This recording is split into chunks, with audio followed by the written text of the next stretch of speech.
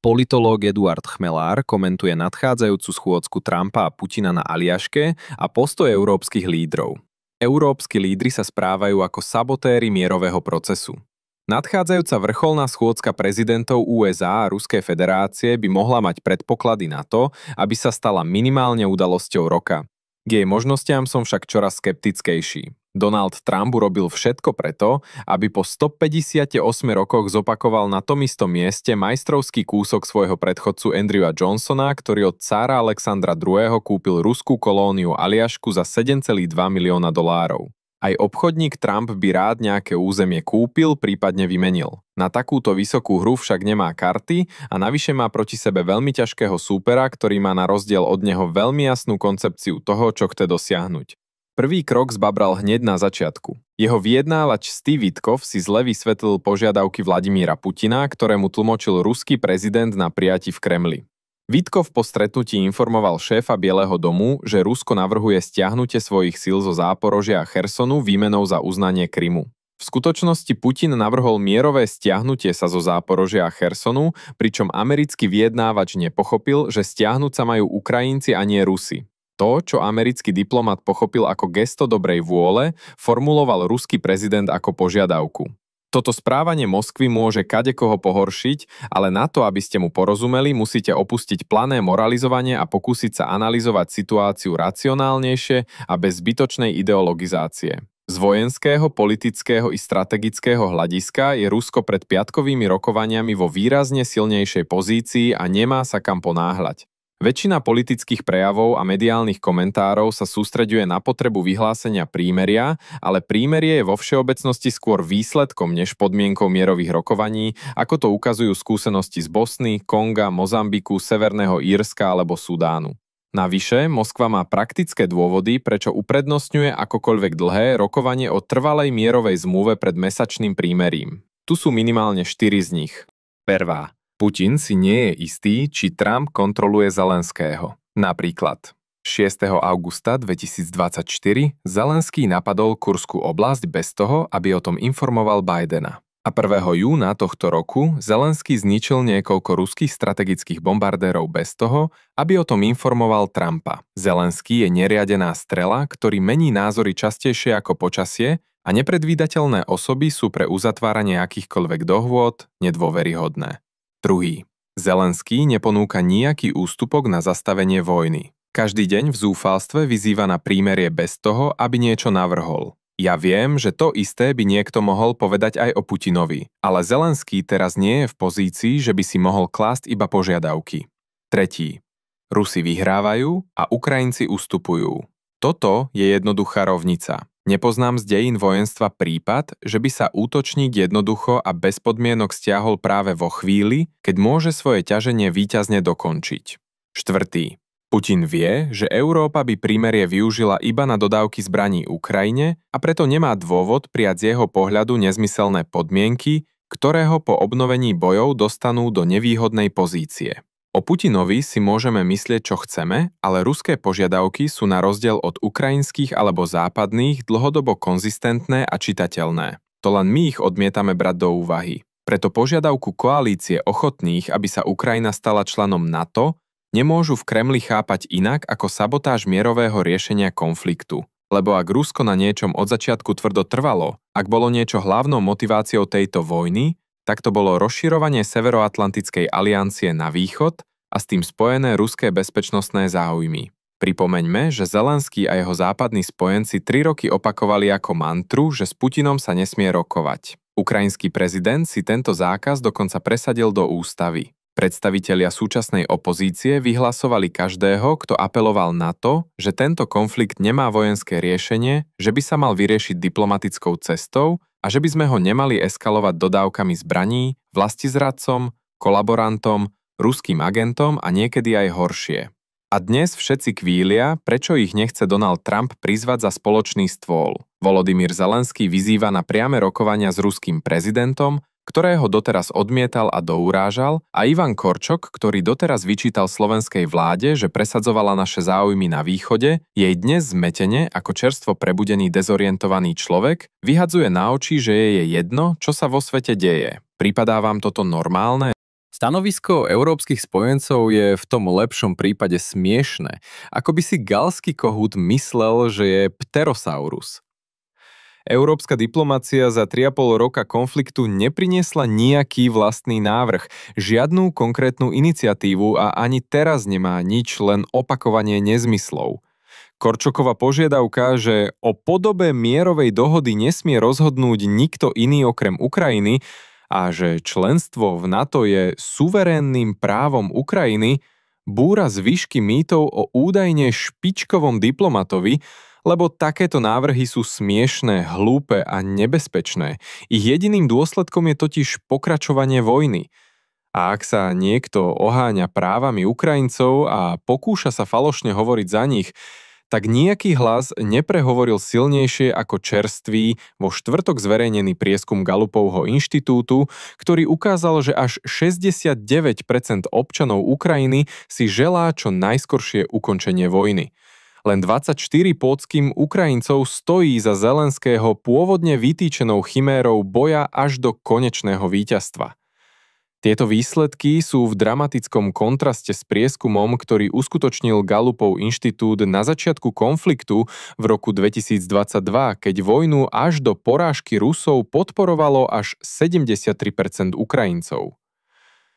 Nešťastní Ukrajinci, ktorých vysídlili alebo ktorým zničili domovy, totiž stratili už tak veľa, že vedia, že to už nikdy nebudú môcť získať späť, že nemôžu odovzdať svoje dedičstvo, svoje tradície a svoju identitu ďalším generáciám. Milióny Ukrajincov sa rozprchli do zahraničia a veľká väčšina z nich sa už pravdepodobne nikdy nevráti. Dnes sa sami seba pýtajú, či nejaký pochybný vojenský zisk stál za stratu ich manžela, brata, syna alebo priateľa. Stávajú sa smelšími a hovoria, čo si naozaj myslia. Je totiž smiešné, ak sa západné elity prebudili až teraz, keď im zmenili nadiktovaný zákon, že na Ukrajine je nejaká korupcia. Opakujem tie čísla zo štatistík až do omrženia. Volodymyr Zelenský zakázal 11 opozičných strán, väčšinu opozičných médií, vyhnal nezávislých intelektuálov do exilu a Index of Democracy hodnotí jeho režim dlhodobo ako hybridný, nie demokratický. Nečudujem sa, že si tohto autokrata berú za vzor Šimečkovi progresívci alebo Naďovi demokrati, ale vari v tej vyspelej demokratickej Európe nie je nikomu čudné, že sme neeuropeizovali Ukrajinu, ale ukrajinizovali sme Európu? Trumpová mierová iniciatíva má malú šancu na úspech, pretože je chaotická a pretože nemá podporu rozhodujúcich mocenských centier. Nemám na mysli tie politické. Myslíte si, že nás donútili vynakladať 5% HDP na zbrojenie a platiť americkým zbrojovkám 600 miliárd za zbrane preto, aby im všetky tieto obľudné kšefty prekazil nejaký mier? Neviem si predstaviť, že Rusko bude súhlasiť so zastavením vojny, kým Európska únia podpisuje zmluvy na vyzbrojenie Ukrajincov po zuby, kým bude oficiálnym plánom Európy zmeniť Ukrajinu na jeden z najozbrojenejších štátov kontinentu. Putin nie je hlupák, aby Zelenskému skočil na to, že jednou rukou žiada prímerie, druhou zbrane a zároveň sa chce stretnúť s ruským prezidentom. Kým bude takto podvádzať, nestane sa tak. Platí klasická poučka, že tam, kde sa zbrojí, tam sa bude aj zabíjať, že zbrane sa nevyrábajú preto, aby hrdzaveli v skladoch, ale aby sa použili vo vojnách. Najväčší problém Trumpovej administratívy spočíva v tom, že príliš často improvizuje a ani v tomto prípade nemá premyslený plán. Keď je Trump v úzkých, dáva svojej frustrácii úplne voľný priechod a tak prechádza od vyhrážok, že mierovú iniciatívu opustí, cez pozastavenie vojenskej pomoci Ukrajine až po jej obnovenie sľub nových zbraní a napokon hrozbu 100% cieľ pre krajiny obchodujúce s Ruskom.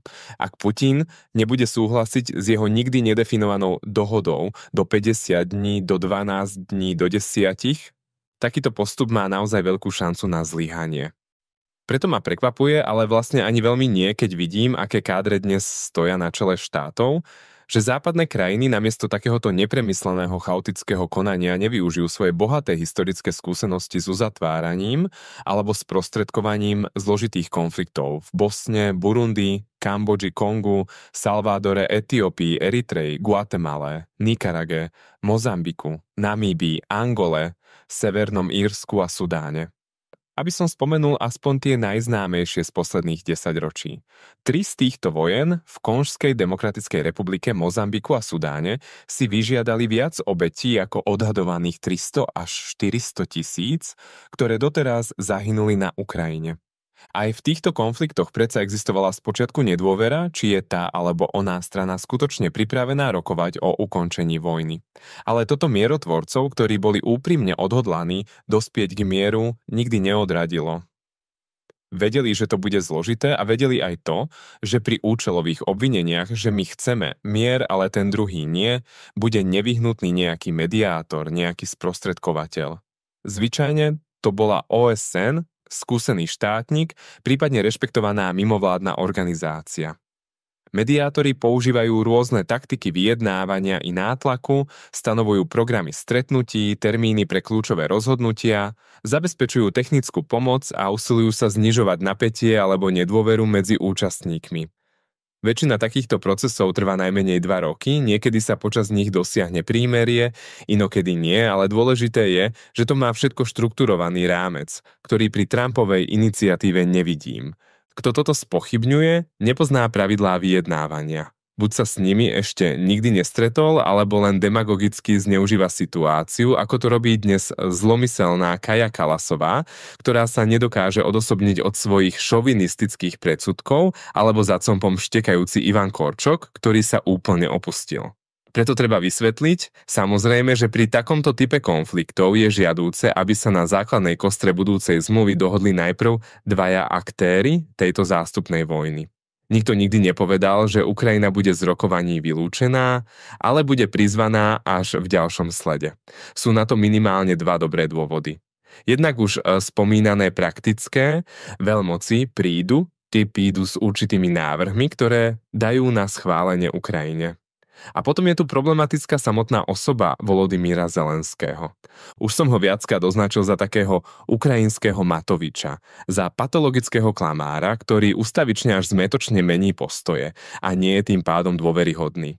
Trefne ho okomentoval aj maďarský premiér Viktor Orbán, ktorý vyhlásil, že ten chlap nikdy neprekročil tieň komika, je zvyknutý na publikum, teatrálnosť svojich vystúpení, ale medzi 4 očami sa s ním nedá rozprávať o ničom hlbšom. Chýba mu akákoľvek politická skúsenosť či analytické schopnosti. Ešte tak prijímať lichvôtky od zamilovaných slovenských progresívcov to zvládne viac sotva. V neposlednom rade si treba uvedomiť, že tento konflikt nemá len regionálny charakter, že môže byť vyriešený iba zmenou bezpečnostného poriadku. Preto v konečnom dôsledku nestačí len prizvanie Ukrajiny k spoločnému stolu. A nestačí ani prítomnosť jeho európskych chránencov. Pozvánku by mali dostať aj kľúčové mocnosti globálneho juhu ako Čína, India či Turecko a zainteresované krajiny ako Brazília, Saudská Arábia, prípadne Katar a Spojené arabské emiráty. Malú nádej na dosiahnutie dohody dáva možnosť, že si jednotliví aktéri konfliktu uvedomia bezvýchodiskovosť situácie. Ak Ukrajina odmietne navrhnuté podmienky, s najväčšou pravdepodobnosťou príde o vojenskú a finančnú pomoc USA. Aj keď to Kyjev a Brusel zatiaľ nedokážu stráviť, žiadna mierová dohoda v budúcnosti by pri predpokladanom vývoji na fronte nedokázala Ukrajincom priniesť lepšie podmienky. K tomuto bez pochyby ťažkému rozhodnutiu by ich mali motivovať nielen spomínané výsledky prieskumu verejnej mienky, ktoré hovoria jasnou rečou, že Ukrajinci už bojovať nechcú, ale aj vyhlásenie českého prezidenta Petra Pavla, ktorého hádam nikto nebude považovať za ruského trola a ktorý skôr ako skúsený vojak než štátnik povedal: dočasná ruská okupácia časti ukrajinského územia môže byť cenou za prežitie Ukrajiny ako zvrchovaného štátu. Ak sa rozhodne odmietnúť Trumpové návrhy Rusko, zaviaže tým svojich obyvateľov k možno nedosiahnuteľnému cieľu úplného víťazstva. Zároveň stratí jedinečnú príležitosť obnoviť slušné vzťahy so Spojenými štátmi a zbaviť sa bremena ekonomických sankcií. No a ak zablokujú mierové riešenie európske vlády, pripúta ich to k neobmedzenej podpore Ukrajiny bez USA, na čo nemajú podporu vlastného obyvateľstva. Mimochodom, Ukrajina sa nemá čo urážať na slová slovenského premiéra Roberta Fica, lebo povedal iba to, čo hovorí Donald Trump, ku ktorému Volodymyr Zelenský vzhliada a rešpektuje ho. Hysterické stanovisko slovenskej opozície, ktorá opäť raz podržala Kyjev a nie Bratislavu, je preto už tradične trápne a nevlastenecké. Dokonalé riešenie, ktoré by ukončilo túto vojnu, už dávno neexistuje. To, ktoré sa formuje, však vyzerá aspoň realisticky vzhľadom na to, čo sa dá za týchto okolností dosiahnuť. Ak nechceme, aby umreli ďalšie 100 000 Ukrajincov a Rusov, všetky strany majú povinnosť vzdať sa svojich maximalistických snov a sústrediť svoje úsilie na dosiahnutie mieru.